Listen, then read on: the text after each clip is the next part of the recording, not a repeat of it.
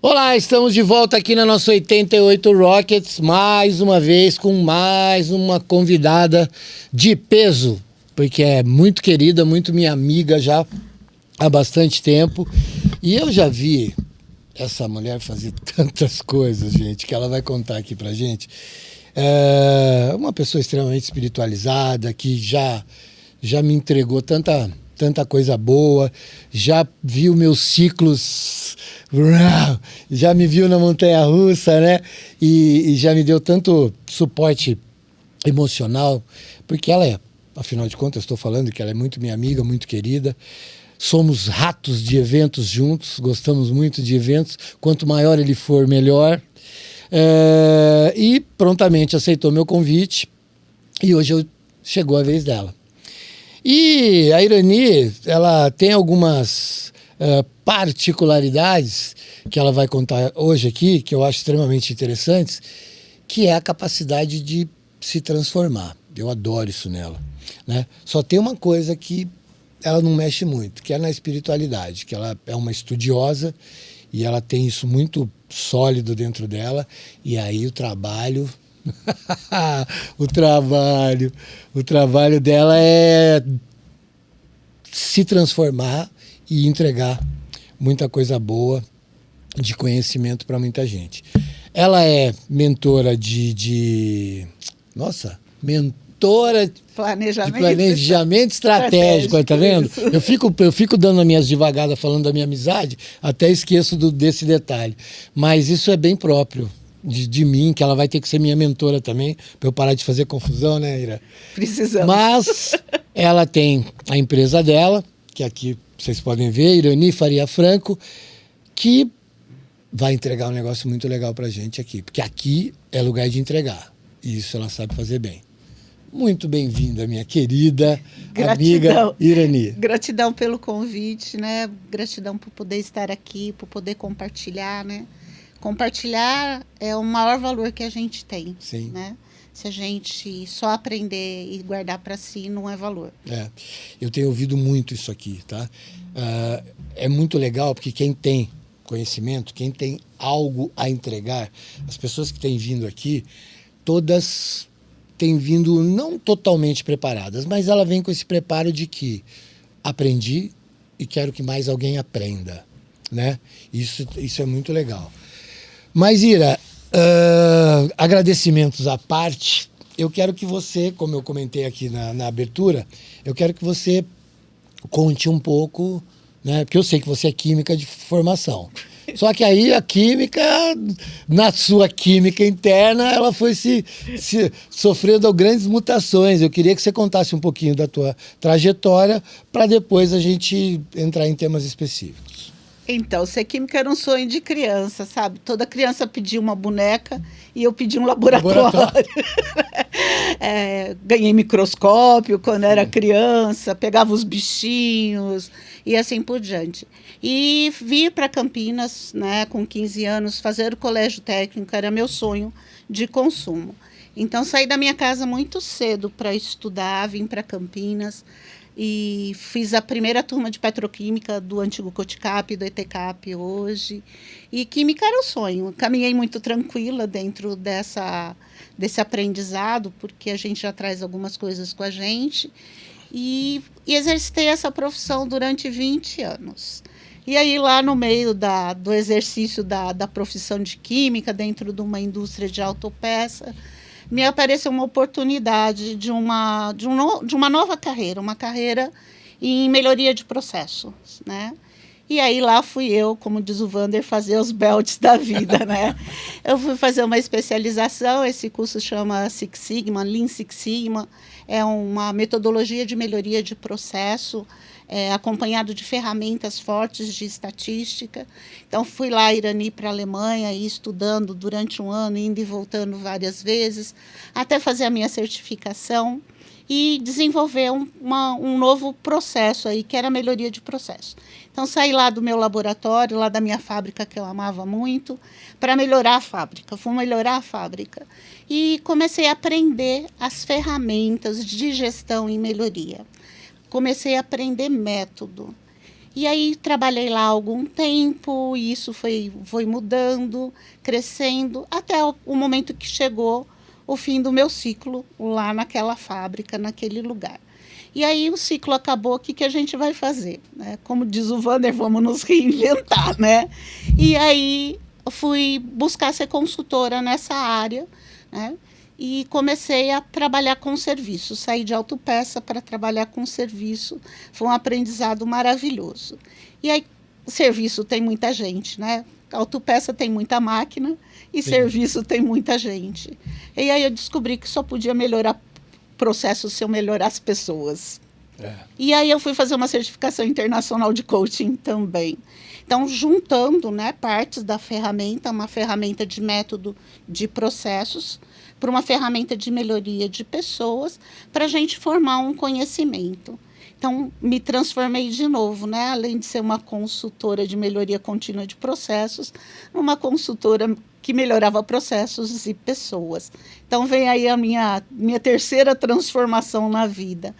E aí chegou um momento que eu tinha muito aprendizado, muita coisa para ofertar, e eu resolvi que eu tinha vocação para treinar.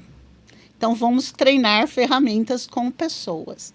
Então, começamos numa nova consultoria, num novo momento, e aí me coloquei aí para fazer os treinamentos de Six Sigma, e fiz treinamentos no Brasil inteiro. Devo ter treinado aí uns 12 mil Green Belts no Brasil.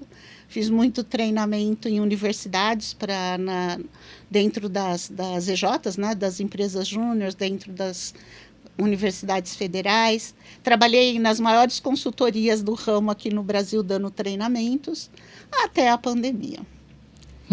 E aí, a pandemia chegou, e a pandemia trouxe não a dificuldade do treinamento, muito pelo contrário, né? Em casa a gente vendeu muito treinamento, continuo fazendo treinamentos, mas chegou um momento do pensamento, né? Será que é isso mesmo que eu quero continuar fazendo? Eu estou num momento de transformação, quero fazer outras coisas. É muito gostoso ensinar pessoas, né? A sensação na finalização de um treinamento, quando as pessoas aprenderam realmente, é muito bom. Uma sensação de entregar é muito bom. De entregar é muito bom. Mas o que a gente vai fazer? Né? O que eu vou fazer com todo esse conhecimento agora?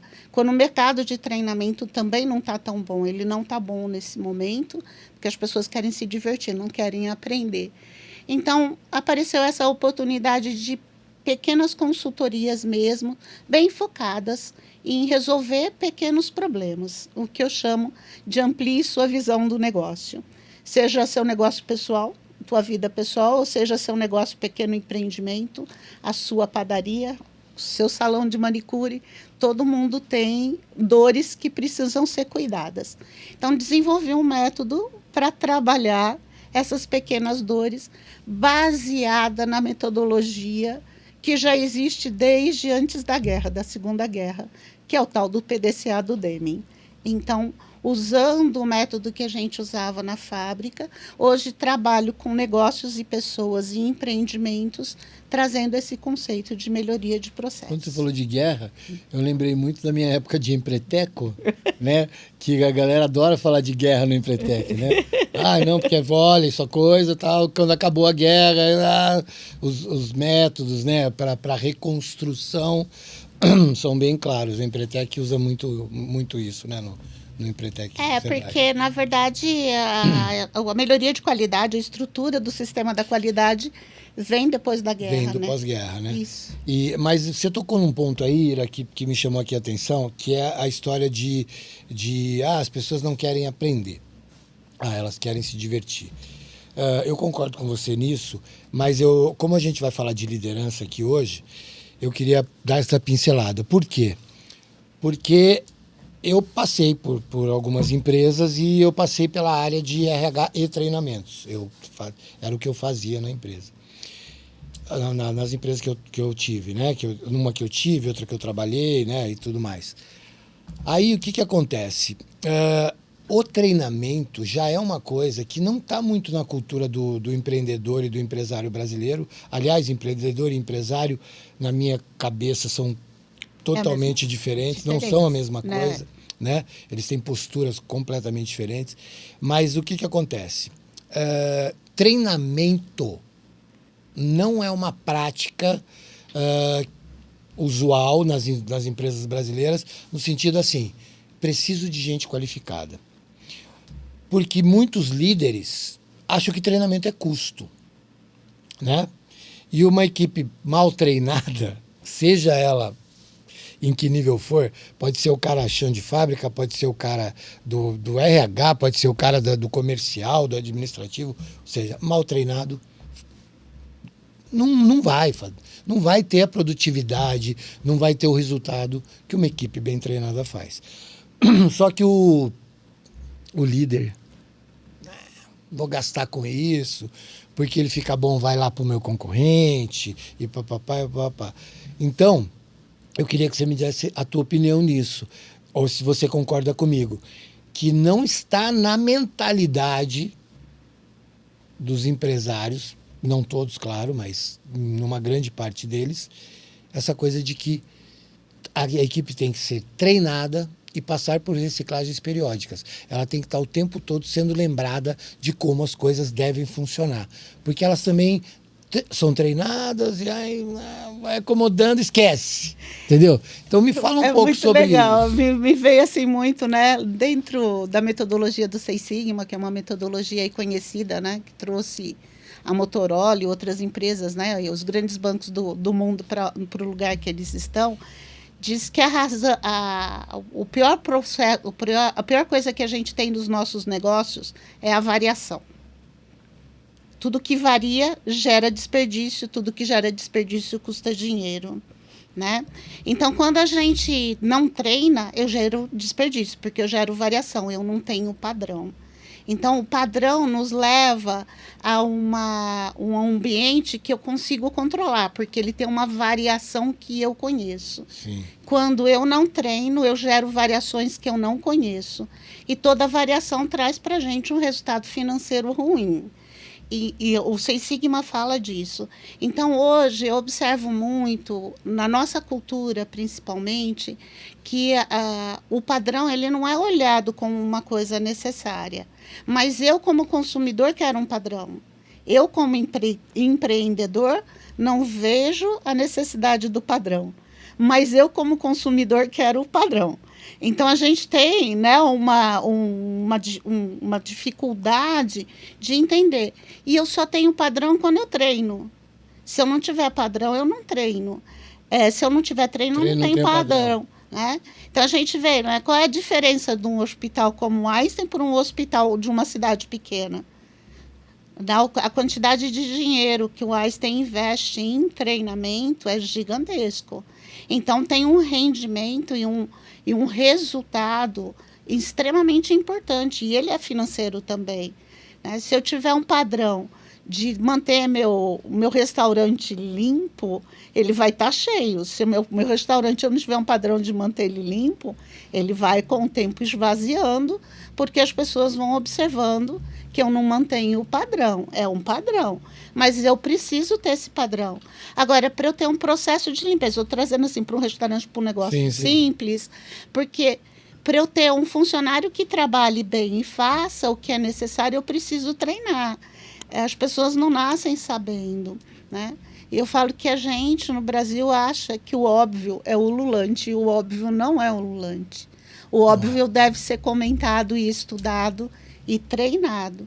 Então, o treinamento, ele é importante.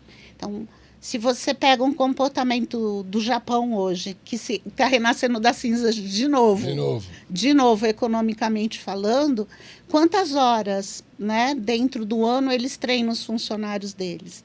E nós queremos produzir mais, não treinando ninguém, né? Ou não trazendo, porque A gente vai num processo complicado, né, inclusive das nossas escolas. Porque eu falo, quando você fala...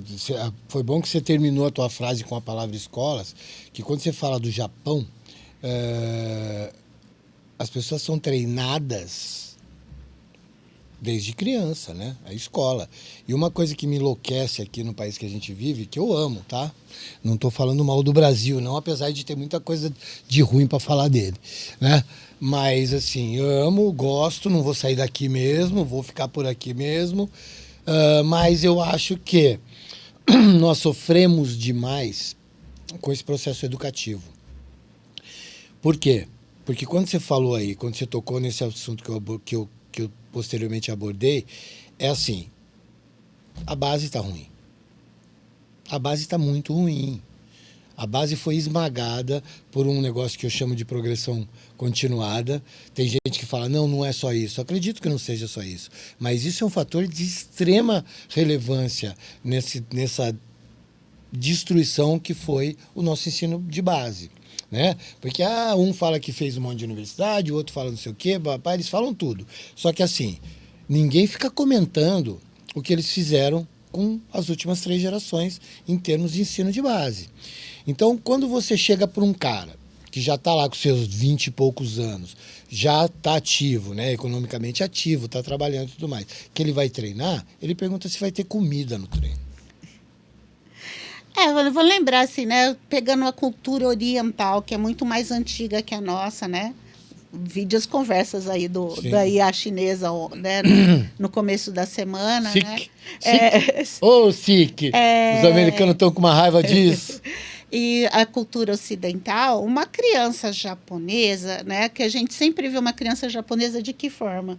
De bonezinho e mochilinha nas costas, né? De uniforme. A gente pergunta assim, por que uma criança japonesa está sempre de mochilinha? Você já se perguntou por quê? Olha, na minha cabeça, não sei te dizer o motivo. Já até me perguntei. Mas assim, num olhar primário, assim, de bater o olho, é porque ela está sempre com alguma coisa para fazer. Tem sempre alguma tarefa a cumprir. Se ela não estiver fazendo alguma coisa com a mão, ela puxa a mochilinha e pega uma coisa para ler. Ela está instruída. Eles vivem num país que tem muito tsunami, muito terremoto. Então, todas aquelas crianças estão sujeitas a riscos que as nossas crianças normalmente não teriam. Então, toda a mochila de uma criança no Japão tem uma garrafa d'água, tem um pacote de bolacha, tem um cobertor térmico, tem uma lanterna e um mapa mostrando onde a criança mora. Porra. Você entendeu? Nossa. Por isso que eu falo, viu, Eduardo? Eu sento nessa mesa aqui para aprender, velho. Nunca passou pela minha cabeça isso. Porque é uma questão de segurança. Porque se acontecer qualquer evento, aquela criança tem como sobreviver no primeiro momento, porque ela não vai ficar com sede, não vai ficar com fome, vai ter como se cobrir. E tem como identificar onde ela mora, da onde ela saiu. E ela tem uma lanterna e ela é educada para isso. Ela é educada... Treinada, né? Ela é treinada para isso. Ela chega na escola, ela coloca a mochila dela no lugar, ela tem as atividades dela na escola, ela lava prato, ela limpa a sala de escola, ela não está lá para ser servida, ela está lá para compartilhar. Então, a gente está muito longe desses valores. E isso se vê na atitude que os japoneses têm, né, no dia a dia deles, dentro do país deles e até quando se apresentam fora. Eu lembro assim, as pessoas em choque na Copa do Mundo, porque os caras estavam recolhendo o lixo da arquibancada, né, quando a Copa foi aqui no Brasil. Sabe o que eu vi aquele momento? As pessoas espantadas, eu falei assim, cara, nós somos um bando de chimpanzé mesmo, né? Porque no Japão não tem lixeira na rua, Wander. Então, mas aí eu falo pra você, a pessoa que se espanta com o cara tá fazendo uma coisa que é óbvia, que não deixar seu lixo ali naquele local, pegar e procurar algum lugar para colocar, né, para aquilo ser descartado, eu acho assim, é a coisa mais tacanha, né? E eles demonstram isso fora do país deles porque é da cultura deles. Eles não vão largar o lixo para trás. Ponto. Ai, é um sacrifício para eles? Não. Para eles não é sacrifício. Olhando só para Campinas. E olha, digo mais. Era capaz... Olha, não, né, não sei, pode ter até acontecido. Você foi voluntária na Olimpíada, você deve ter visto... Trabalhei 20 dias lá. Você deve ter visto um monte de coisa acontecer. Sim. Agora, eu vou falar uma coisa pra você. Era capaz do cara de recolher o lixo, dar bronca no japonês. Tira a mão daí, vou perder meu trabalho. Deixa o lixo aí. Pô. É porque, por exemplo, como eles têm áreas de muito risco, por causa de muita chuva, por causa de tsunami, de terremoto, não faz sentido ter lixeiras nas ruas, certo? Né? A gente viu em Campinas ontem, né, aquele monte de lixo flutuando e voando, né, com a chuva. Inclusive as lixeiras. Inclusive, você entendeu? É. Então, o processo vem de cuidar da comunidade, de facilitar a vida na sociedade, né? Então, eles têm uma cultura deles. E a gente, voltando para o assunto do treinamento, tudo isso parte do olhar, porque eu não vivo sozinho na sociedade, eu vivo com todo mundo.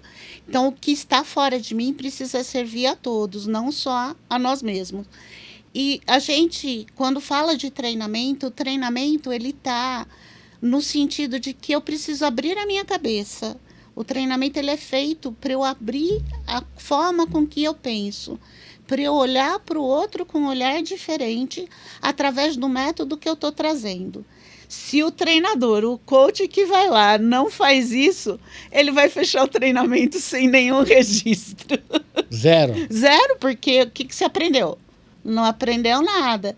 E talvez a nossa dificuldade de fazer com que as pequenas empresas e médias empresas invistam em treinamento é a dificuldade de trazer o conceito do treinamento para o conceito que não é um aprendizado de uma ferramenta formal, mas é o aprendizado do comportamento de trabalhar em time.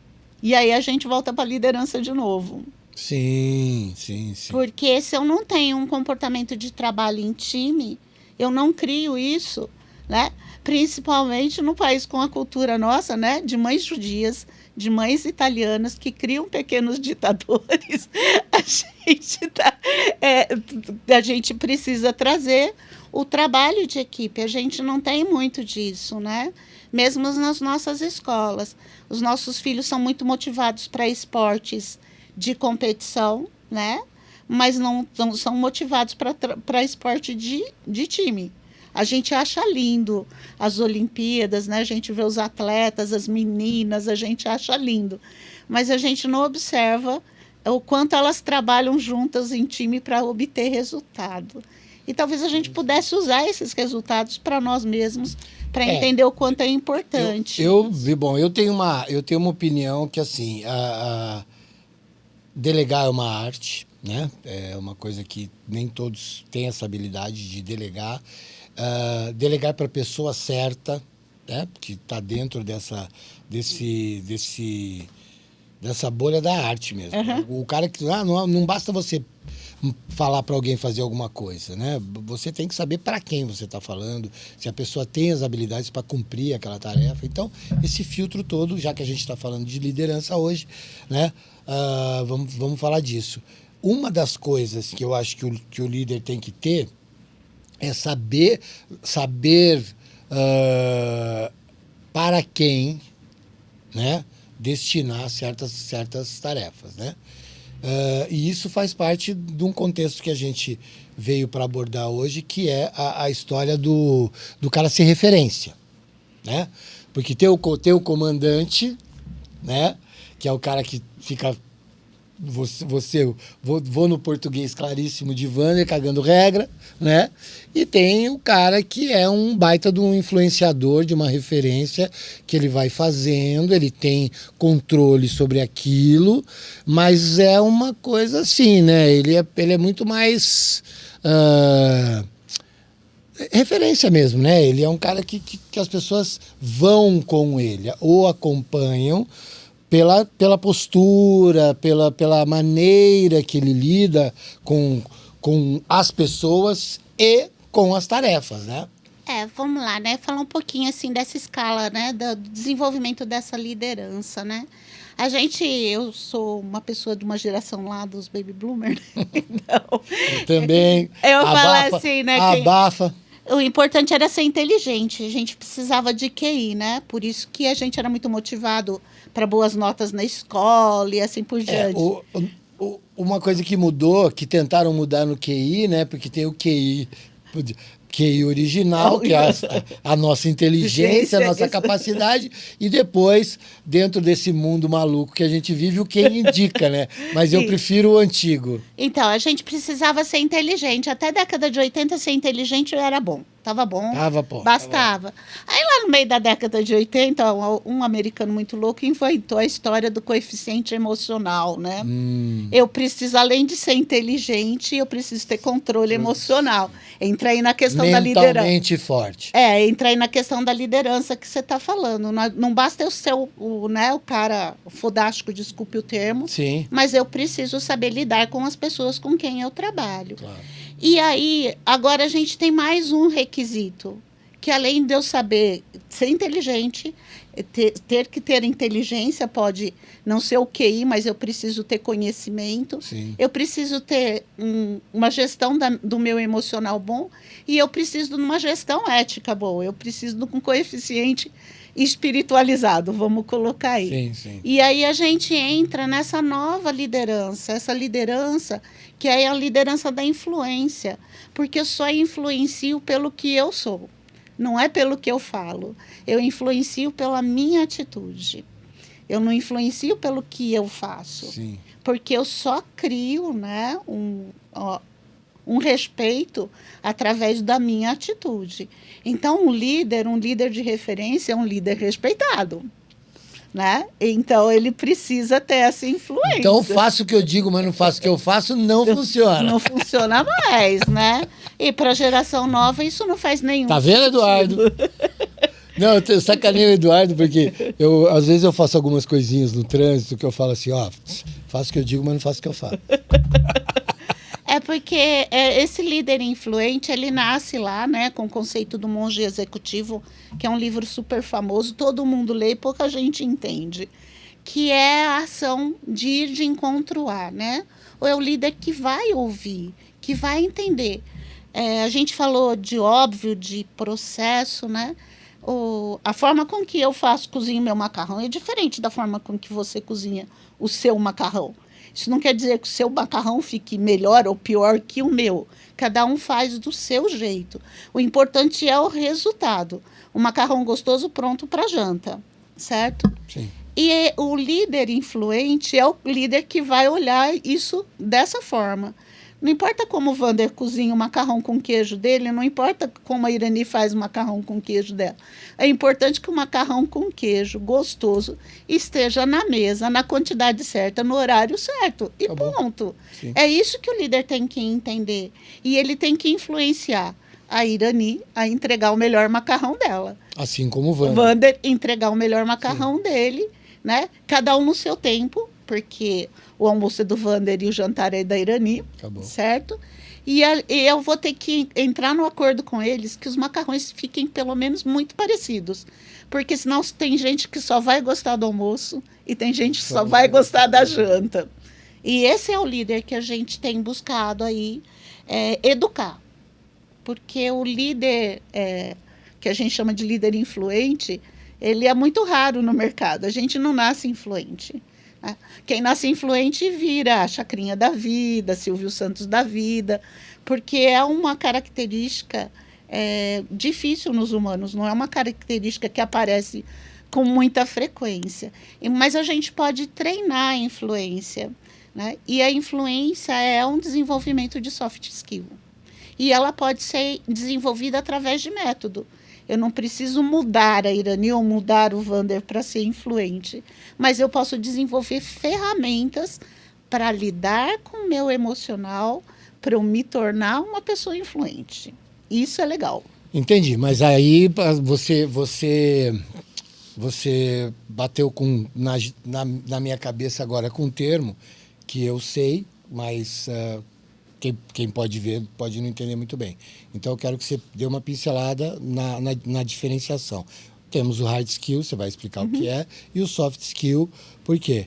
Porque o hard skill é mais bruto, né? E o soft skill são coisas que podem ser trabalhadas individualmente. Então, dá uma...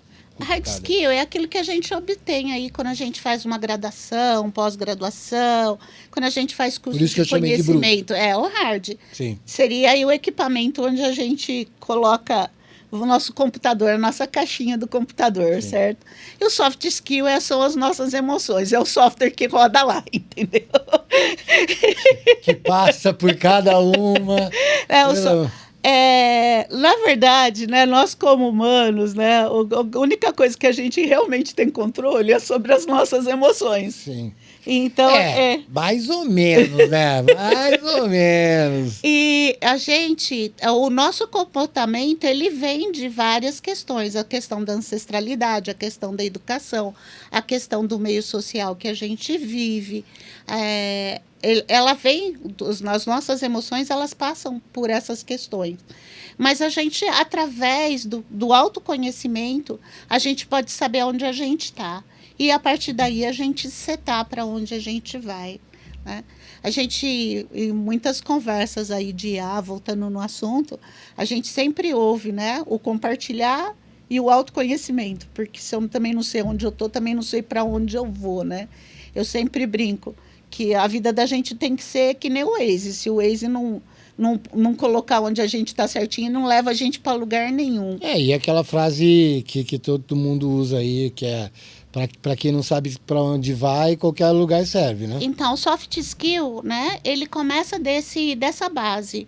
Eu sei, por exemplo, né, que eu tenho medo de certas coisas, mas eu consigo, racionalmente, através de ferramenta, lidar com aquele medo. Eu, Irani, por exemplo, não gosto de discussão. Eu nunca gostei de discussão. Eu falo que isso vem da própria forma com que meu pai fazia com que eu lidasse com raiva. Vocês podem não acreditar, mas eu era uma criança raivosa e chorona. Hoje não tenho mais isso, mas era uma criança raivosa. Ainda bem que você falou que a gente não precisava acreditar. Mas meu pai tinha uma coisa que era muito legal. Ele nunca me criticou porque eu era chorona. Ele falava assim: você tem 5 minutos para se recompor. Então, ele nunca me deixou, né, me tirou a oportunidade de ter a raiva, mas ele sempre disse para mim... Meu pai me dava 5 minutos para parar de tentar argumentar. Ele falava assim, você tem 5 minutos para a gente conversar. Então, ele sempre me deu a oportunidade de parar e respirar. Então, eu não gosto de discussão. E como eu lido com isso na minha vida de empresária ou de funcionária executiva que eu fui? Eu uso ferramenta. Quando eu vou para uma reunião, eu vou com meus números. Contra número não tem argumento, eu já levo o meu discurso pronto, certo? Então, qual é o meu argumento? Eu não vou discutir com ninguém. Eu vou levar dados, vou levar os gráficos, né, que são o que os dados estão me contando, e as minhas conclusões sobre aquilo. Eu não vou discutir, né? Então, eu resolvi um processo emocional meu, porque eu não tenho capacidade de ficar discutindo emocionalmente falando. Sim. Não gosto disso. Então, isso é um soft skill meu, eu me conheço e aprendi a lidar com ele. Como eu aprendi, qualquer pessoa pode aprender. Sim. Eu acho que é isso que é legal, entendeu? Por isso que eu falo que o soft skill a gente cria a partir do momento que eu me proponho, que eu quero mudar. E vem disso. Então, um bom líder é a pessoa que ele se propõe a olhar a equipe como uma família mesmo, né? Como é que eu suporto? Às vezes eu contrato uma pessoa e 2 meses depois falo assim, por que eu fiz isso? Mas já custou dinheiro, já custou treinamento, eu preciso aproveitar o melhor daquilo. E eu vou buscar a forma de entender como fazer aquela pessoa produzir o que eu quero. Isso é o líder influente, tá? E aí, você falou também uma coisa aí que também me chamou a atenção, eu vou falar nisso. Essa coisa do contratar, né? contratar muitas vezes não é da competência do líder geral, mas de um grupo que está ali abaixo, o pessoal dos recursos humanos. E muita gente tem sentado aí nessa cadeira e trazido, a maioria das pessoas, assim, quase 100% delas, são pessoas que são empresárias, né? Elas não são funcionárias, elas têm os seus próprios negócios. E aí o que acontece? Em todas elas eu percebi que hoje, num processo seletivo, elas estão focadíssimas, seja a empresa que for. Pode ser, inclusive, empresa grande de fundo financeiro e tudo mais, que pensa assim, pô, os caras só lidam, o negócio deles é dinheiro, né? Eles não devem estar muito preocupados com as personas, né? E a moça que vai entregar o café, a moça que vai fazer a limpeza, passa por processos de integração e passa por processos seletivos muito duros em relação à convivência e a relacionamentos internos. Então as pessoas se percebem hoje que as empresas estão muito preocupadas com ambientes harmônicos das pessoas, que eu acho isso uma evolução incrível. Incrível, né? Porque, você sabe fazer? Pá, senta aí. Vai.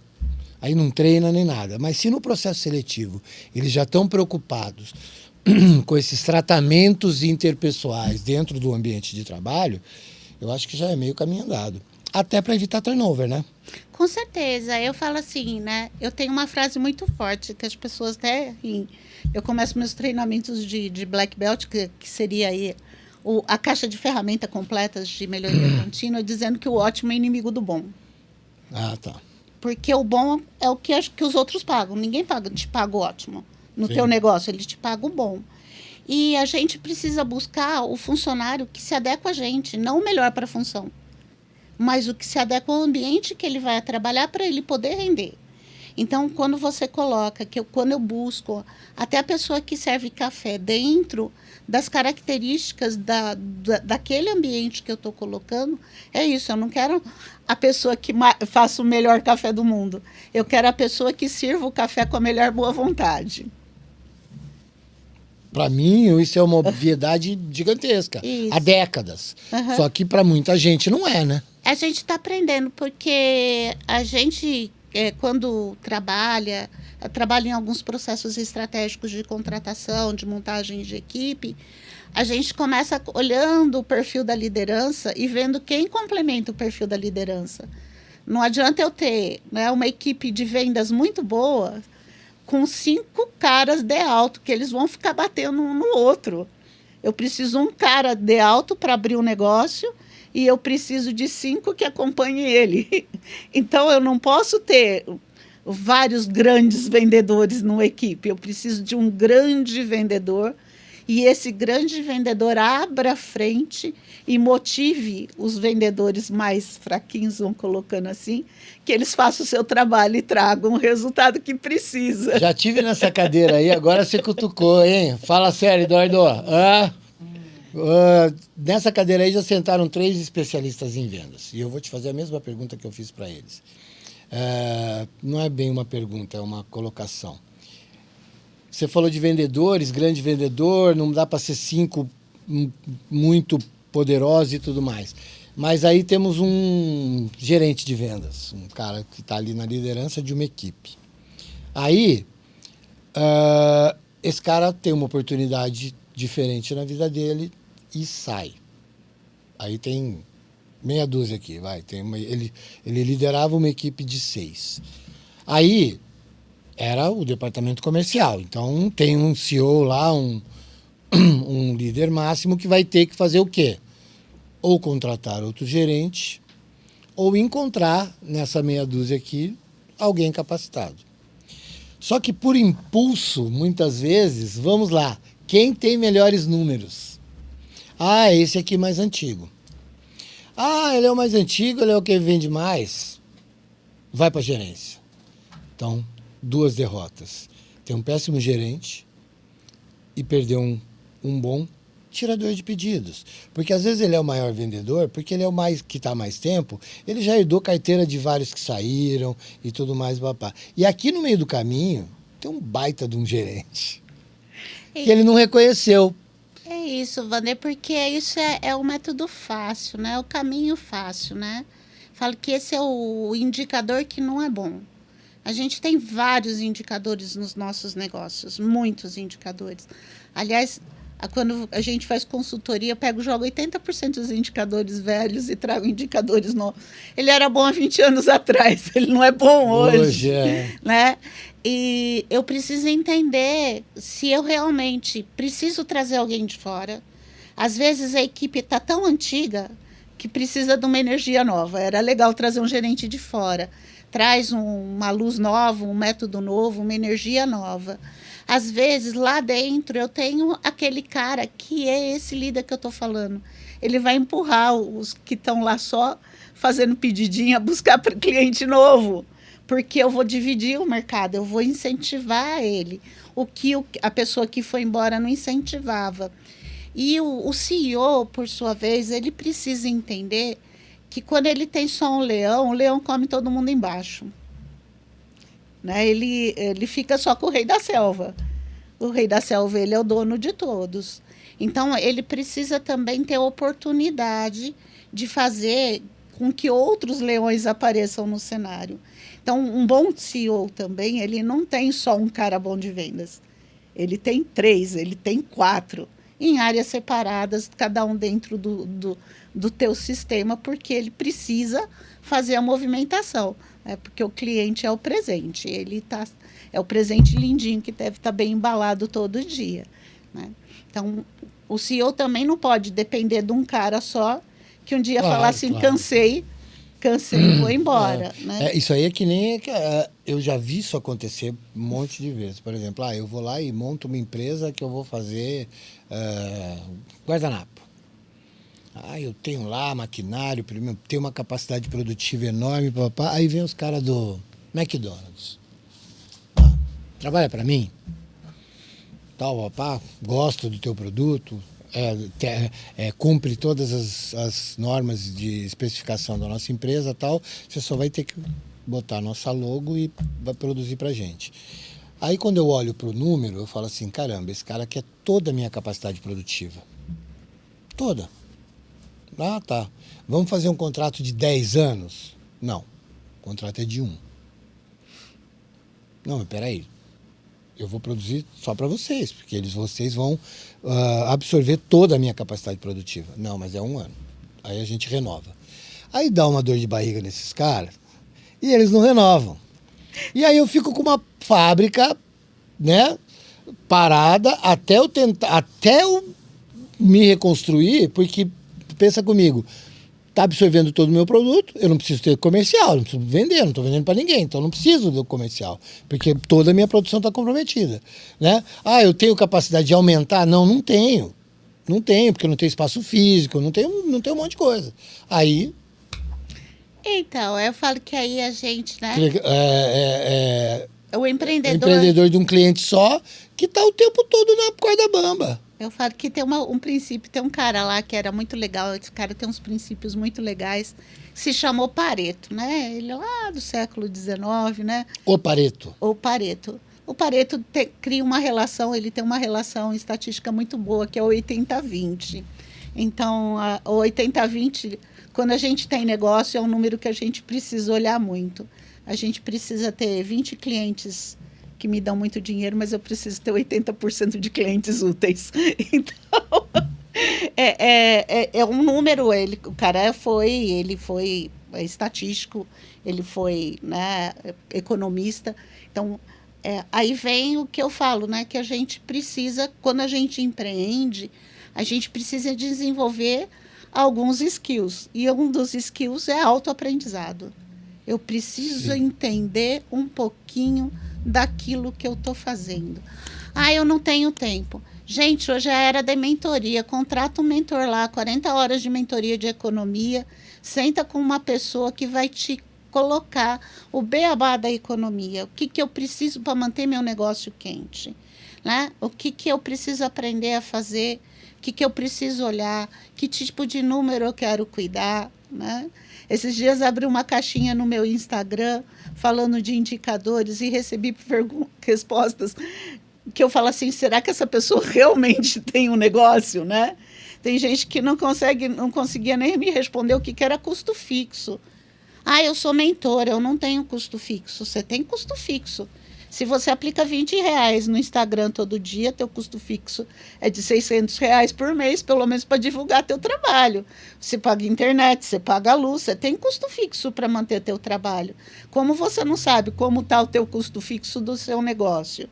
Então, a gente é um pouquinho da economia, porque senão a gente fica nesse boom que é o Brasil, né?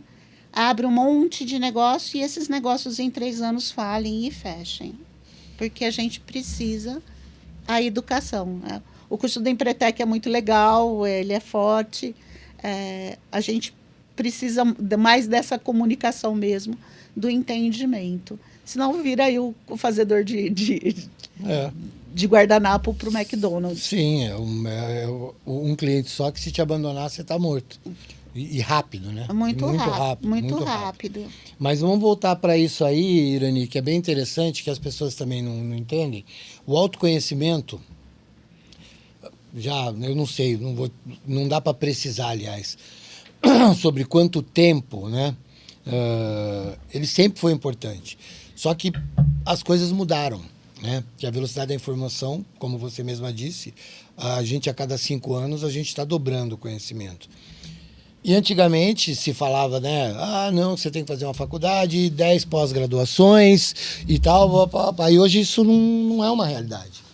Por quê? Porque você consegue captar conhecimento específico com pessoas muito qualificadas em horas.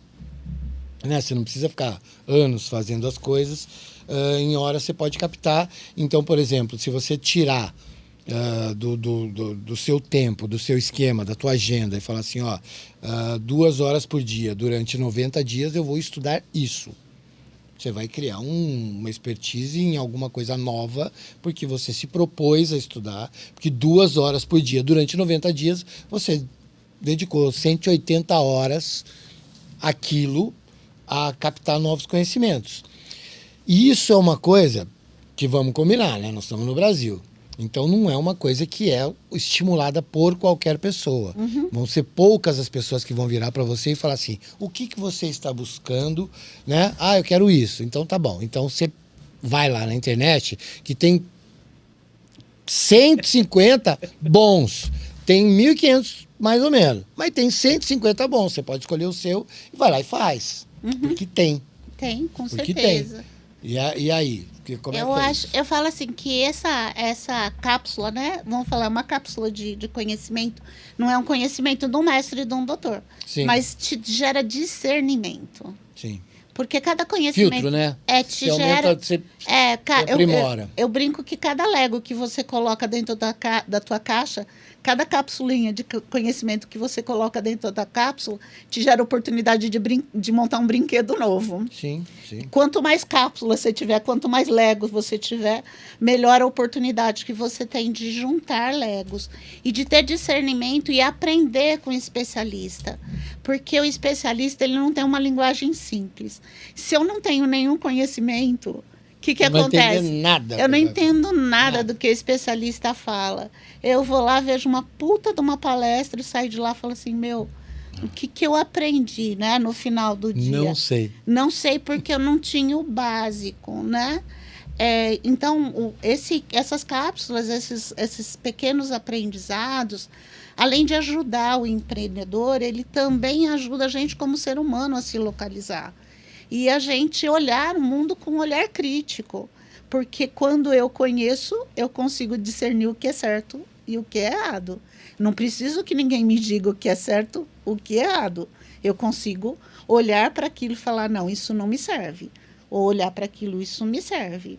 E aí a gente volta para a palavrinha do autoconhecimento de novo. Porque se eu também não tenho Lego para ter discernimento, eu também não consigo separar o que é bom para mim e o que é ruim para mim, né? Eu falo assim, quem nunca comeu um camarão não vai saber se é bom ou não. né? Ou nem ser alérgico. Ser alérgico, né? Se eu nunca tive, né, numa praia da cor da praia de Cancún, como é que eu vou saber se é mais bonito que o Ubatuba ou não? Sim. Eu preciso ter comparação. Então, é esse o caminho, né? Sim. E aí, a gente está falando de autoconhecimento, né? E você ter base, quanto mais base você tiver, você tem mais alcance àquelas pessoas que têm muito para entregar, né? Uhum. Mas aí a gente também passa por uma coisa que é você entender quem é você, né? Porque se você não está fazendo uma análise, ó, das suas próprias potencialidades e limitações, como é que você sabe, né? Que você vai sair daqui das suas limitações, aumentar as suas potencialidades. Isso aí é uma coisa que exige o quê? Pensamento crítico. Exige pensamento crítico e o pensamento crítico ele pode ser apoiado, né, Wander? Ele pode ser apoiado por ferramentas, né, que é um método. Ele pode ser apoiado pelo próprio estudo da filosofia, pelo estudo de espiritualidade. Ele pode ser apoiado de várias maneiras, né? Lembrando sempre, né, que a gente aprende, a gente chega na excelência, mas eu realmente só vou ter trazido para dentro de mim aquilo se eu exercitar. Então, se eu não exercito, o conhecimento não se fixa em mim. Ele vai para a caixinha do meu cérebro e ele fica perdido lá e eu não tenho acesso a ele. E o exercício não é só você ficar mexendo com aquilo, é você multiplicar. Porque na hora que você multiplica, eu acho que isso aí fixa melhor. Porque assim, você aprendeu uma coisa, você foi lá, buscou, fez um treinamento e tudo mais. E aí você vai ficar revisando o treinamento. Você pode até manter algumas informações, mas eu acho que para fixar, como a palavra que você usou, para fixar você tem que discuti-lo. Sim, tem que exercitar e tem que pôr em ação. Discuti-lo, colocar, que nem nós, é o que nós estamos fazendo aqui. Você está me trazendo coisas e eu estou devolvendo para você, estou pegando de volta. Uhum. É isso aqui que vai tornar a coisa mais fixa para mim, porque você está aqui colocando o teu conhecimento para mim. Você está entregando uma coisa que você sabe. E eu estou, peraí, eu estou tirando as minhas dúvidas. Sim. E a partir do momento que você tira minhas dúvidas, eu fixo melhor, porque você vai didaticamente me explicar, né? E você também vai desenvolver mais ainda o teu conhecimento usando as técnicas que você já sabe em repetição. Sim, e toda vez que você faz uma pergunta para o cérebro, para o meu cérebro que não é muito católico, vamos colocar assim. Sim. Ele não é muito, funciona de uma forma generalizada, eu vou tentar trazer aquilo da forma mais simples dentro do teu entendimento. Exatamente. Então eu olho, isso é bem interessante, porque eu olho para você como Wander e vou buscar a resposta que eu acho que vai chegar até você da melhor maneira, porque eu conheço o Wander. Ó, que interessante. Sim. Esse é o trabalho do mentor. Então, mas isso também é uma regra de comunicação, né? Sim. Você se fazer entender, porque comunicação, um monte de gente diz, estudiosos dizem, que não é o que você diz, é o que a pessoa entende. E cada um tem um entendimento diferente. Se você está falando para uma plateia plural, total, assim, um montão de gente, você está falando uma coisa. Você é soltando para 500.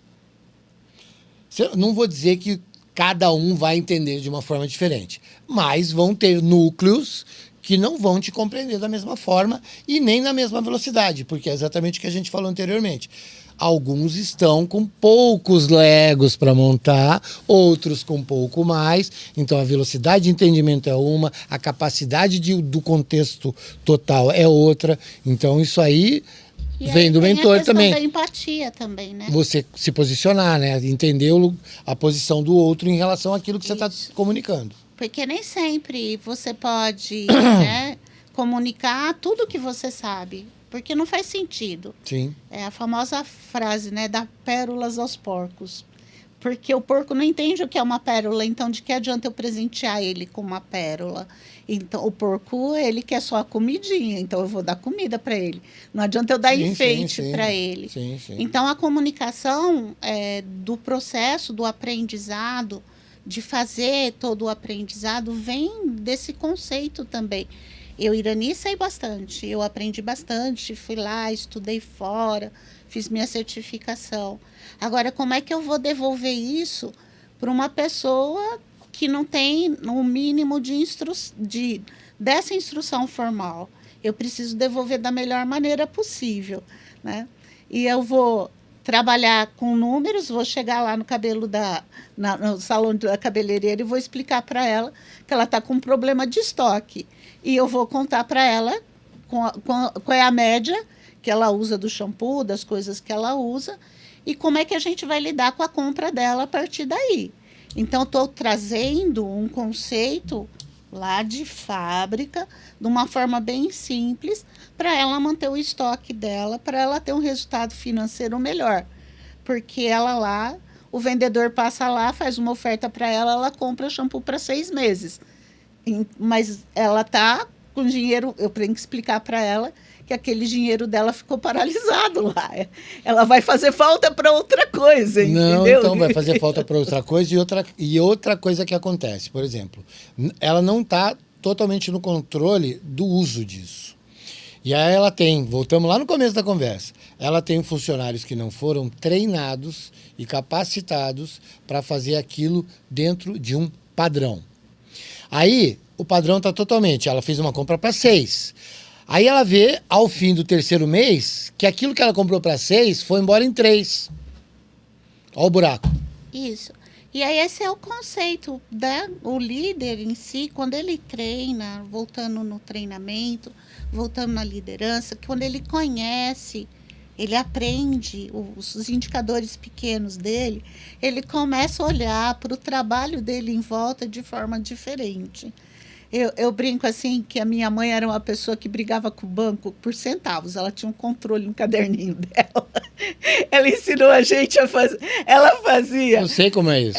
E eu falo assim, a minha mãe lá na sua cabeça dos seus 80 anos, ela tinha o custo médio da refeição que ela fornecia para a gente todo dia. Ela tinha esse conceito na cabeça dela. Isso é uma coisa muito interessante, porque ela pensava na gestão da casa como uma gestão de negócios mesmo. Sim. E isso trouxe para a gente muitas oportunidades de aprendizado com ela. E eu não vejo hoje empreendedores pensando em custo médio diário, quanto me custa cada dia do meu trabalho. Será que eu estou dentro do óbvio, não óbvio? Né? Por isso que eu falo que olhar para a dor, entender a dor, né? Ela começa a mostrar para a gente que eu sinto a dor porque a formiga me pica. Mas eu não vejo o elefante que está atrás da formiga. Porque os nossos negócios, eles não morrem por causa das mordidas da formiga. Eles morrem porque o elefante toma posse dele. Mas eu estou tão preocupado com a formiga que eu não consigo olhar o elefante. E aí, a liderança, ela tem que ser treinada para análise crítica, de olhar a formiga, mas ter foco no elefante. Ela precisa cuidar da formiga, porque senão a formiga emocionalmente demole o negócio dela, mas ela precisa ter olho no elefante, ela não pode deixar o elefante escapar. Sim, sim, sim. Então, um bom líder, ele olha, tem uma visão que eu chamo de visão holística, mais holística.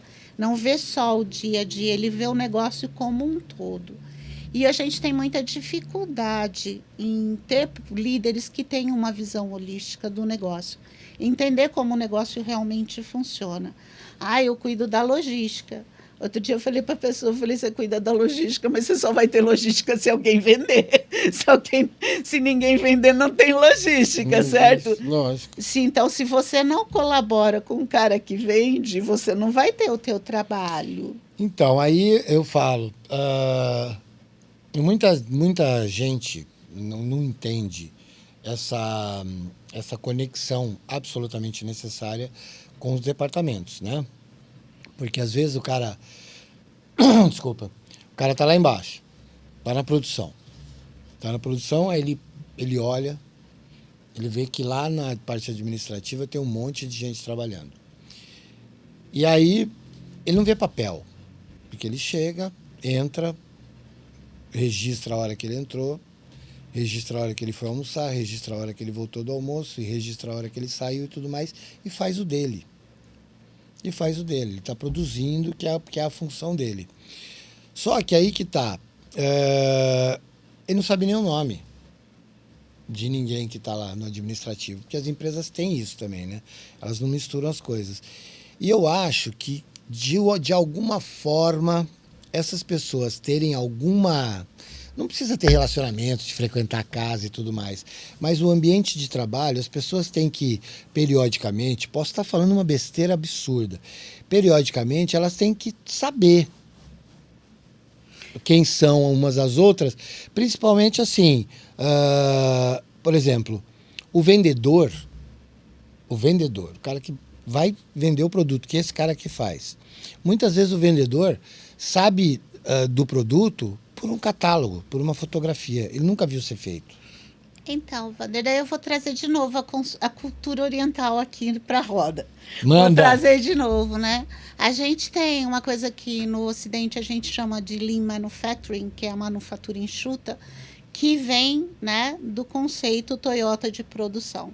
Gente, o conceito Toyota de produção não é ferramentas de produzir as coisas, mas ferramentas de gestão. E as ações de melhoria contínua dentro deste grupo é feito dentro de uma ferramenta que a gente chama de Kaizen. Kaizen são movimentos de melhoria contínua de times multifuncionais que trabalham 1 dia, 3 dias, 5 dias para resolver um problema. E eu trago pessoas de todas as áreas envolvidas. Então, estamos lá, nós estamos produzindo uma peça de alguma coisa, e eu preciso melhorar aquele processo. Aí eu trago o vendedor que vende aquela peça. Eu trago o cara da segurança que cuida daquilo para palpitar na melhoria daquele processo. Trago uma pessoa que faz o controle numérico, né, financeiro daquilo, para olhar aquele processo com um olhar diferente. E essas pessoas trabalham aí 3 dias juntas, se conhecendo e conhecendo o produto. Então, isso é uma ferramenta que o mundo oriental tem. A gente tem disponível aqui, a gente treina isso aqui, mas a gente exercita isso muito pouco nos nossos negócios. Eu não preciso fazer uma festa de fim de ano para as pessoas se conhecerem. Mas eu posso pôr... É isso mesmo que eu estou falando. Eu posso pôr essas pessoas... Usualmente é isso. As pessoas se veem na festa de fim de ano que não tem nada a ver com o trabalho. Eu posso pôr essas pessoas trabalhando 1 dia, 3 dias, 1 semana juntas para resolver um problema pontual. E elas aprendem juntas, e elas se conhecem, e elas valorizam. Isso a gente em Lean chama gerar valor. Eu gero valor. Eu não tenho um resultado financeiro dessa melhoria. Não tenho um saving, eu não deixei de gastar alguma coisa. Mas eu tenho um resultado de agregar valor. Quando essas pessoas se conhecem, trocam mensagens, um pergunta do filho do outro. No final do evento, eu agreguei valor ao meu negócio, porque eu transformei meu negócio numa família. Então, o mundo oriental já tem essa ferramenta e exercita essa ferramenta de forma plena. E nós aqui temos dificuldade de fazer com que as empresas entendam que isso é importante, isso é legal. Né? Grandes empresas fazem, tá? As nossas pequenas empresas, quando você fala assim, vou parar o escritório 1 dia para fazer um evento de melhoria contínua.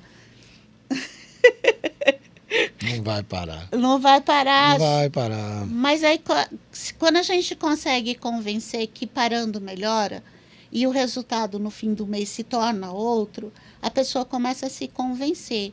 Mas a gente precisa se render, né? A gente tem uma cultura, nós temos 500 anos de Brasil, gente. Nós somos... Bem jovens. Bem jovens. A gente tem culturas que têm 3.500 anos, como os orientais. Por que a gente não aprende com eles? Né? Eles são legais. Eles Mistério. Mistério. E eles ensinam, né? Mas aí você está falando de uma coisa bem profunda, né? As rasas, a gente se recusa, né? Né? De coisas rasas a gente se recusa. Imagina as mais profundas, né? Eu acho que tem essa questão, voltamos de novo, né? Quando o líder ele não quer esse tipo de movimento, é porque ele tem medo do que ele vai encontrar depois que isso acontece, né? E volta na questão do autoconhecimento. Que tipo de lugar eu tô, né? Aí que vamos tipo lá. de lugar eu tô. Não, aí vamos lá. Vou te provocar aqui. De novo? De novo. Por quê?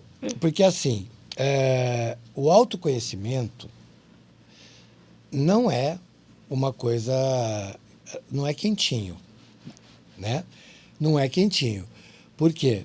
Porque, para começar, se nós estamos buscando melhorias, a gente vai ter que achar o nosso pior, né? E nem sempre o nosso pior é muito agradável de sabermos, né? Porque essa busca, cada um busca do seu jeito. Tem gente que busca na fé, tem gente que busca no estudo, tem gente que busca, né, das mais múltiplas formas. E aí, quando encontra esse eu que eu não gosto, primeiro, eu vou ter que procurar ajuda para melhorar muitas vezes. Aliás, na maioria delas. Porque você encontra uma coisa que é desconhecida de você mesmo e você vai ter que se tomar uma decisão de melhora e nem sempre você tem o caminho. Então, Wander, porque tem dois lados, né? A gente tem uma balança de coisas boas e de coisas ruins. Todos nós somos uma mistura. Assim como a decisão é que nem o desenho animado. Tem o diabinho e o anjinho. A gente tem uma mistura de coisas, né, positivas e negativas. Eu posso focar no negativo e tentar eliminar o negativo. Esse é o trabalho mais duro. Mas aí, eliminar resolve? Eu posso focar no positivo e desbalancear. Sim. Mas aí que tá. Eliminar resolve? Não, porque a gente nunca vai eliminar. Não tem como eliminar. Não. É isso que eu tô te falando. Mas eliminar é uma ilusão. Sim. Você não vai eliminar, você pode mudar um pouco, transformar alguma coisa, aprender com aquilo e fazer assim, isto... Porque é aquela coisa de o que eu quero, o que eu não quero. Eu tenho que saber tudo que eu quero, eu tenho que saber tudo que eu não quero. Não precisa saber tudo, mas tem que estar sempre entendendo que fala assim, é bom, é ruim, né? Porque a gente acorda de manhã e para tomar decisões. Eu vou te fazer um desafio. Se eu perguntar para você 3 coisas que você não gosta em você, você fala rapidinho. Mas se eu perguntar 3 coisas que você gosta em você, você demora para falar. Dá porque pra a pensar. gente está acostumado a valorizar o que eu não gosto. Sim. E o caminho mais fácil é valorizar o que eu gosto. Que aí eu desbalanceio. Eu dou poder pro que eu gosto e deixo de dar poder pro que eu não gosto. Porque eu não gosto, claro. Então, o processo do autoconhecimento nem sempre passa por essa dor. Mas eu conheço o que eu não faço bem, mas eu conheço o que eu faço bem. E eu apoio e vou para o que eu faço bem. É onde eu caminho melhor. É onde gera felicidade. Então, mas aí também eu acho que assim, é o mais fácil? Não, tudo tem, né? O universo precisa de energia, né? Aliás, está lá na oração de Francisco de Assis. Ele fala que é dando que se recebe. Ele não falou o contrário. Sim. Tá? A gente nunca ouviu dizer que o universo dá primeiro para a gente depois dá para ele. Eu preciso pôr energia, eu preciso querer, eu preciso intencionar. Mas eu caminho mais fácil onde está confortável ou eu caminho mais fácil onde está desconfortável? Por que eu tento caminhar onde está desconfortável? Voltando lá na minha apresentação. Desde criança eu queria ser química. Por quê? Porque era um lugar confortável para mim. E eu fui estudar química. O dia que me propuseram a estudar estatística, eu vou dizer para você que eu parei e pensei 2 noites. Será que eu vou sentar de novo, depois de tantos anos fora da faculdade, para exercitar ferramentas que eu não exercito há muito tempo, né? Aprender tudo isso numa língua diferente, porque eu fui fazer minha certificação fora do Brasil. E eu falei, eu me impus um desafio super difícil. A matemática, para mim, é um exercício difícil, não é um exercício fácil. A química é simples, mas a matemática não. Tá? E eu sabia disso, desde que eu era criança, né? E eu escolhi o caminho mais simples para me formar, eu escolhi o caminho da felicidade. É aquela história, né? O que eu gosto muito e a paixão me torna mais apto, né? Eu gosto pra caramba Porque daí o caminho me faz feliz, não é só o resultado, né? Porque o que tem trazer felicidade pra gente é o caminho, não é o resultado. O resultado, quando você chegou lá, acabou. Eu falo isso aqui em todos os podcasts. Eu falo assim, galera, o fim é legal, a chegada onde você almejou é muito legal. Mas se a gente parar de observar o caminho e não entender que o presente, o que você está fazendo hoje, é o que vai determinar aonde você vai chegar. Ah, não, mas e amanhã? Amanhã, o que é hoje, amanhã é amanhã. Quando se tiver amanhã não é mais amanhã, é hoje. Entendeu? Então vai no hoje que, né, e cumprindo as suas tarefas, aquilo que você desenhou, mas o que vai ser determinante é o que você está fazendo agora. É o que você faz agora, quanto aquilo é importante para você e quanto ele é significativo para você. E qual é a segurança que ele te dá? Porque nós somos seres que buscamos segurança. Todos nós queremos segurança. Faz parte da pirâmide de Maslow. A gente precisa estar com a base segura. Então, quando a gente trabalha essas questões de autoconhecimento, eu preciso entender o que me traz segurança também. Porque eu, Irani, não gosto de água. Né? Eu sou um Capricórnio com ascendente em Touro. A água não é um lugar que eu fique feliz e satisfeita. À vontade. Não fico satisfeita. Então, convidar a Irani para passear de barco, a Irani até vai se a companhia for muito boa. Entendeu? Mas não é o passeio. Não é o passeio legal. Entendeu? Então, dentro do teu trabalho como líder, qual é o lugar que te deixa sossegado? Qual é o ponto onde você tem segurança? Você conhece esse ponto? Sabe como funciona, né? E às vezes são soluções simples, Wander, muito simples. Trabalhei num projeto com um amigo de Cuiabá, que eu gosto muito, e ele tem um sistema de farmácia. E aí os donos das farmácias começaram a trazer questões de gestão. E a gente foi tentar descobrir qual era o indicador que podia fazer o farmacêutico mais tranquilo, né? Coletamos dados, visitamos as pessoas, passei uns 15 dias andando no Mato Grosso. Foi um projeto bem gostoso, muito divertido. Conheci muita gente diferente, lugares diferentes. E aí, na minha análise crítica, na minha coleta de dados, eu descobri que a farmácia precisa ter um ticket médio por dia para deixar o farmacêutico feliz. E quando aquele ticket médio não faz, ele precisa ter um alerta rápido. Ele precisa fazer oferta de fralda descartável lá na rua, porque quando você entra na farmácia, você compra. Não, todo mundo que entra numa farmácia compra. Certo? É verdade. Você tem que pôr as pessoas para dentro para voltar para a zona do conforto. E foi isso que a gente fez. Criou um indicador de bolinha. Bolinha verde, bolinha amarela, bolinha vermelha. Sabe que eu brincava com o meu pai? O meu pai se a bolinha ficou vermelha, você tem que fazer oferta. E ele chegava ele chegava na casa, quando eu estava na casa dele, agora já no fim da vida do meu pai, ele chegava com a sacolinha da farmácia, aí eu olhava para ele e falava assim, e aí, foi lá ver as novidades? Porque ele falava assim, fui, né, fazer o quê? Porque é aquela coisa, né? Quando você tem até X idade, você vai ver as novidades no shopping, você vai ver as novidades no mercado, e blá. Depois de um tempo, você vai ver as novidades na farmácia, né? E eu falo, foi lá ver as novidades? Ele falou assim, pois é, filho, eu fui lá comprar o necessário, mas sempre pego uma coisinha a mais. Eu falo assim, pô, pai, que é foda, hein? vai para a farmácia para comprar um, compra 3 na farmácia. Ele falou, então, mas a farmácia hoje em dia não vende só remédio, porque o meu avô era farmacêutico, né? E na época do meu avô, você não vendia nenhum chiclete na farmácia. O meu avô tinha aquelas farmácias, sabe aquela que cheira a farmácia? Aquelas de madeira e tal. Eu lembro... O sonho de consumo de qualquer químico. Aquela coisa, né? Pô, nossa, linda, era linda a farmácia. Pra você ter uma ideia, meu avô tinha 2 filas desse tamanho assim, ó.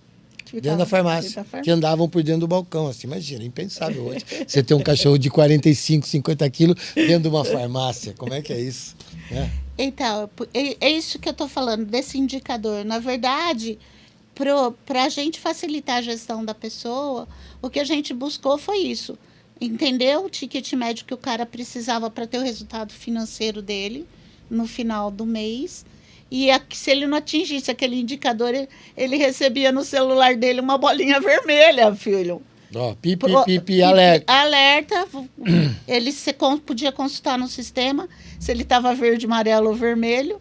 Se ele recebeu a bolinha vermelha, amanhã eu tenho que fazer alguma atitude que eu preciso para gerar o equilíbrio. Para gerar o equilíbrio. Sim. E é isso, são indicadores simples. Isso é um processo de análise crítica. Eu preciso entender o que me traz conforto. A gente abordou aqui bastante coisa, né? Nossa, foi um papo muito horizontal. Não, foi ainda bem, né? Porque a gente abordou sem perder a linha, né? Foi bem horizontal, já que a gente está falando de liderança. Mas existe aquele negócio, né? Tudo que é bom dura... Um pouquinho e tal. E aí você vai ter que voltar outras vezes e com certeza vai voltar e a gente vai fazer abordagens mais determinantes. Legal. Né? Uhum. Mas assim, antes da gente caminhar para o fim, eu quero que você diga de uma forma didática, mas o mais abrangente possível, sobre o primeiro passo, né? Porque nós temos aí muitos líderes imaginários, né? Temos muitos líderes imaginários, por quê? Eu não estou aqui depreciando, porque tem muitos líderes imaginários que têm resultados significativos, né? Só que eles ainda não estão no total potencial deles, né? Apesar de bons resultados. E aí, isso aí faz parte do processo de se descobrir, né? Se descobrir. E quando você se descobre, você fala, bom, peraí, posso alcançar níveis mais elevados. Posso como? Né? Então, é tudo processo. Sim, né? Tudo cada fase que você... me encontrei, acredito que posso, vou fazer, até na ação final. Né? Que eu também não acredito nesse negócio de ação final, porque as ações nunca acabam. Né? É uma coisa contínua, nunca acaba. Continuada. Então, na tua visão de uma pessoa que é mentora e que entrega... o conhecimento para que esses líderes visualizem essa oportunidade e corram atrás dela. Mas isso sempre tem uma chave, não tem? Tem um primeiro passo, tem aquela coisa que você, como mentora, gera aquele questionamento inicial. Como é que você faz essa anamnese?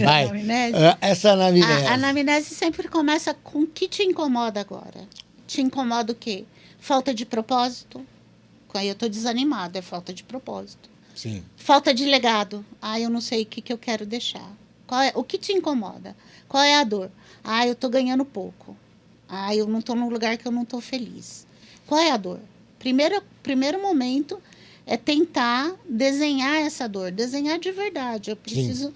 A pessoa precisa abrir o coração dela, porque a gente esconde a nossa dor no lugar mais profundo dela. A gente tem que abrir assim. Então, o primeiro momento é uma chegada na terapia. Eu vou colocar assim, eu vou reperguntar, usar todo o processo, né, da conversa assertiva para tentar entender onde está a dor mesmo. Qual é a dor? Qual é a verdadeira dor? Qual é a razão principal? A gente esconde as nossas razões principais, né? A gente camufla elas, guarda lá, né? A gente pega o bicho peludinho, guarda lá no coração e deixa ele bem guardadinho. Eu vou buscar encontrar esse bicho peludinho. Nem sempre a gente encontra no primeiro passo. Aí, quando eu descubro a dor, eu vou tentar medir essa dor. Como é que eu meço? Porque eu preciso saber onde eu estou. Tem ferramentas de coaching para fazer isso? Tem ferramentas de coaching para fazer isso. Eu vou tentar medir aonde é que eu estou. Porque senão eu também não tenho estado futuro. Porque se eu não sei aonde eu estou, eu não sei para onde eu vou. Eu preciso medir aonde está. Medir. Então, agora nós vamos entender como é que eu saio desse lugar para ir para onde eu quero ir. Então, vou fazer, né, um processo de perguntar o que é que eu quero para o meu estado futuro. Né? Aí Irani, ontem resolvi que vou fazer uma poupança aí porque eu quero ir para Portugal. Então, eu preciso fazer um plano de ação para isso. Então, vou fazer um plano de ação. Esse plano de ação pode levar 1 mês, pode levar 3 meses, pode levar 6 meses. Às vezes eu preciso aprender alguma coisa, eu preciso comprar alguma coisa, eu preciso mudar alguma coisa, vou fazer um plano de ação. Então, estou rodando, o reloginho está correndo. Fiz o plano de ação, como é que eu vou medir se eu estou cumprindo o plano de ação ou não? Vou pôr o coaching, né, o coach perdigueiro atrás todo dia cobrando, ou eu vou colocar algumas coisas que me trazem prazer para gerar o processo. E aí eu chego naquele estado futuro. Aí eu começo de novo, porque nem sempre da primeira vez eu cheguei no bichinho, no peludinho. Sim. Eu passo 6 meses bem, daí no 7º mês eu falo assim, não era bem isso que eu queria. Aí volta de novo. Por isso que eu falo que esse processo de mentorias pequenas, não de um processo muito longo, ele vai somando, ele vai fazendo uma evolução. E a gente vai conseguindo fazer com que a gente rode a nossa roda do autoconhecimento e da satisfação por um lugar diferente. Porque o que eu quero hoje pode ser o que eu não quero daqui 6 meses. É muito mais complexo que um bate-papo de 1h30, né? Com certeza. É bem mais complexo. Então, mas eu vou, em cima disso que você falou, antes da gente finalizar aqui, eu vou falar, não esconda suas dores do seu médico, não esconda seus problemas do seu advogado e, principalmente, não esconda nada do seu mentor.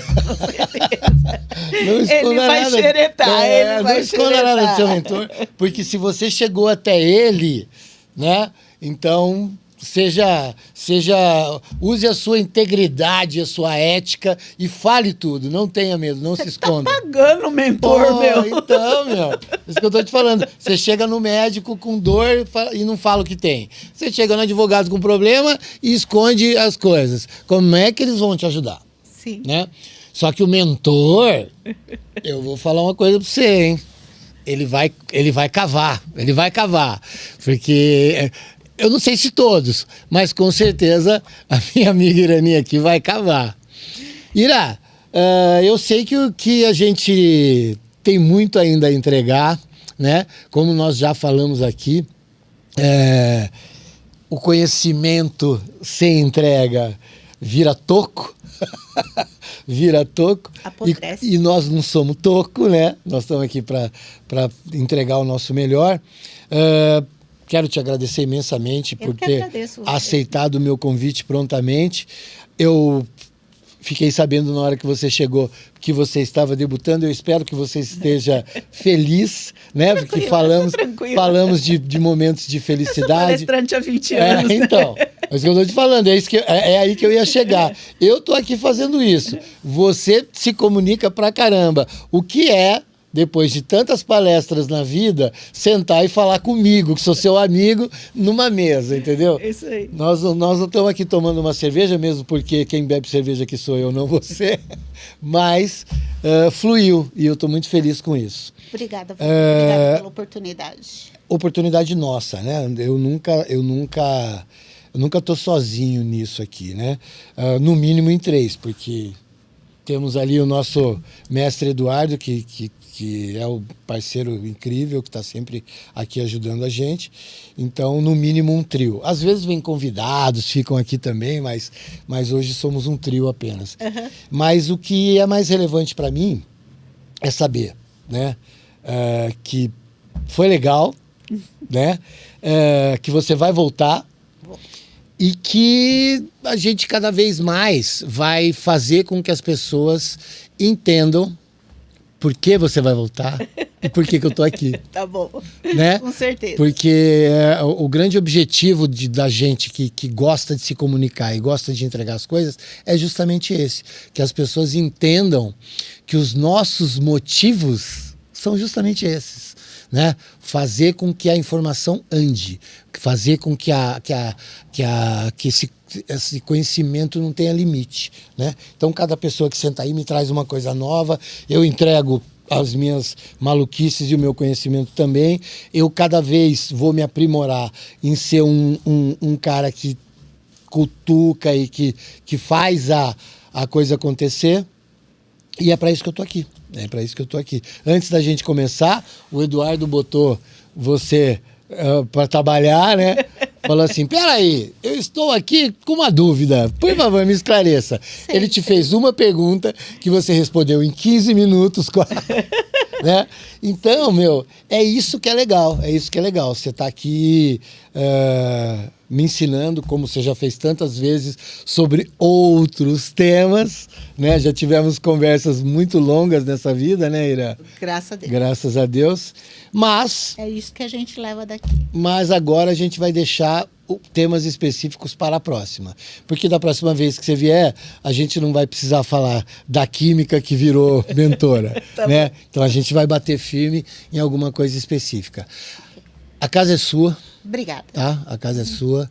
Você tem a penetração que quiser, o dia que quiser aqui. E você me fez um convite no começo, que depois vocês vão saber, né? Uma hora eu vou contar sobre isso. Mas quero entender, vou participar, vou ver como é que é, vou lá me apresentar para as pessoas, porque a gente não para, né? Com certeza. Graças a Deus a gente A não vida para. não para. É A isso vida aí. não para. Obrigada, Ira, muito obrigado. Foi incrível, tá bom? Faça aí suas considerações finais para a gente encerrar. Gente, agradeço muito a oportunidade de ter estado aqui, de compartilhar essa conversa completamente louca, completamente horizontal, com todos vocês. Tem muito para ofertar de coração. Quem me conhece sabe que é sempre de coração, sempre de paz e sempre de luz. Fico aí à disposição. Coloquem questões aí depois no podcast e perguntem. Tragam assuntos que vocês gostariam que a gente conversasse. E eu fico aqui à disposição. Muito obrigada. Obrigado, querida. Gente, bom, eu toda vez que eu vou falar que fiquei triste, vou até contrariar minha convidada, porque pega o ruim, pega o bom. Pega o bom, tô feliz pra caramba. Toda vez acaba com gosto de quero mais, mas eu tô muito feliz, mais uma vez, de ter saúde e alegria para estar aqui. Fazendo isso que eu amo fazer, na companhia do meu amigo aqui, Eduardo, e dos meus convidados, hoje, a Irani. Mas estou feliz. E a 88 agradece, né, em meu nome, esse dia incrível que a gente teve aqui. Gente, obrigado, estou indo nessa, que ainda temos coisas para fazer, porque a vida não para. A vida não para. Obrigado, fui.